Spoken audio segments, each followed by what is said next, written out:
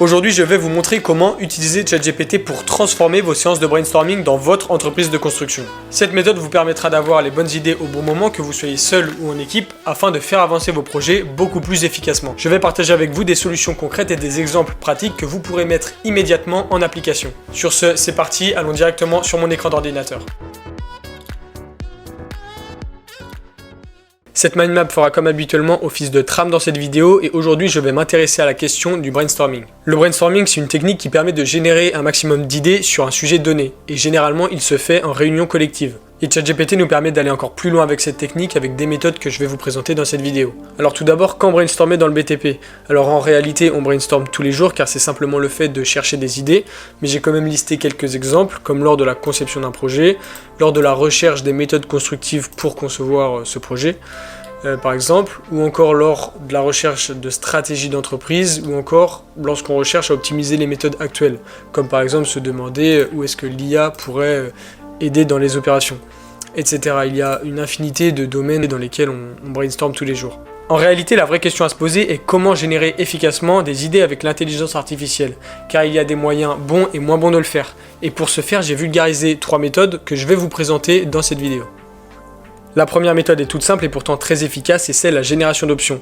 Ça va simplement être le fait de demander à ChatGPT de générer différentes options quant à l'une de vos problématiques.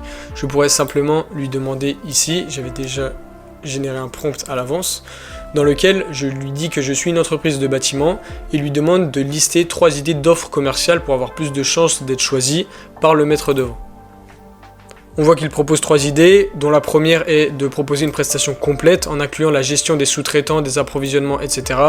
Dans une autre, de mettre en avant des techniques ou des matériaux innovants, c'est pas le sujet, mais tout ça pour dire qu'en fait des fois on a l'impression qu'on n'a qu'une seule possibilité et le simple fait de demander à ChatGPT de générer différentes options nous permet de voir qu'on a en fait d'autres possibilités. Ça nous permet de toujours pouvoir avoir le choix et ça fait vraiment la différence sur le long terme.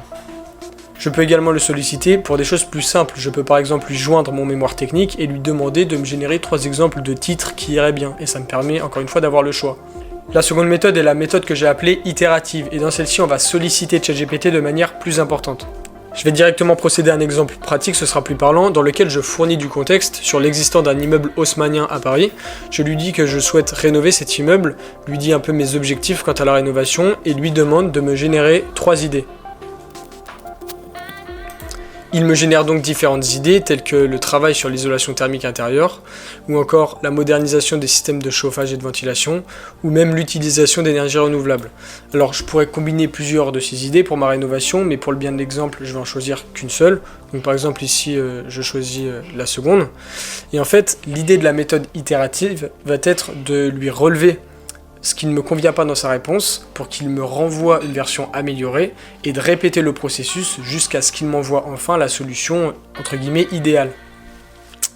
Ici je pourrais lui mettre que j'aime bien l'idée derrière sa seconde suggestion, mais que l'installation d'une VMC double flux comme il me le suggère ici pourrait s'avérer complexe dans un bâtiment haussmannien en raison de contraintes structurelles et je lui demande donc d'adapter sa suggestion en prenant ça en conséquence. Et donc il me génère une version améliorée de sa suggestion et peut-être que dans celle-ci aussi il y a des points qui ne me plaisent pas forcément, qu'il faut en fait que je lui relève et l'idée en fait c'est d'itérer comme je le disais avec lui jusqu'à avoir une solution qui vous convient. Et même si ChatGPT ne finit pas par vous rédiger la solution parfaite, il génère systématiquement des nouvelles pistes de réflexion que vous n'auriez pas eu tout seul. Et la dernière méthode que je vais vous présenter a le nom de questionnement.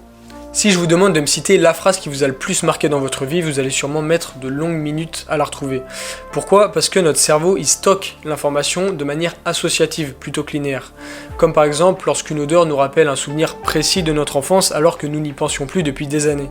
Et pour remédier à ça, lorsque vous vous questionnez sur un sujet, au lieu de simplement utiliser ChatGPT pour générer des idées, comme ça pouvait être le cas là ou là, une très bonne méthode est également de lui demander de vous poser des questions afin de débloquer votre créativité. Je pourrais par exemple lui dire que je suis dirigeant d'une entreprise de BTP et que j'aimerais qu'il me pose des questions quant à l'utilisation de l'IA dans mes processus de travail. Et donc voilà toute une liste de questions sur lesquelles je vais pouvoir me questionner, réfléchir et qui va débloquer chez moi plusieurs pistes de réflexion qui étaient pourtant en moi à la base mais que je n'aurais pas pu débloquer tout seul.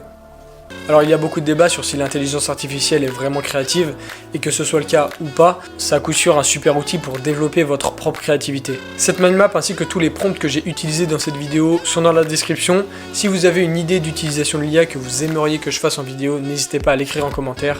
C'était Dany, ciao.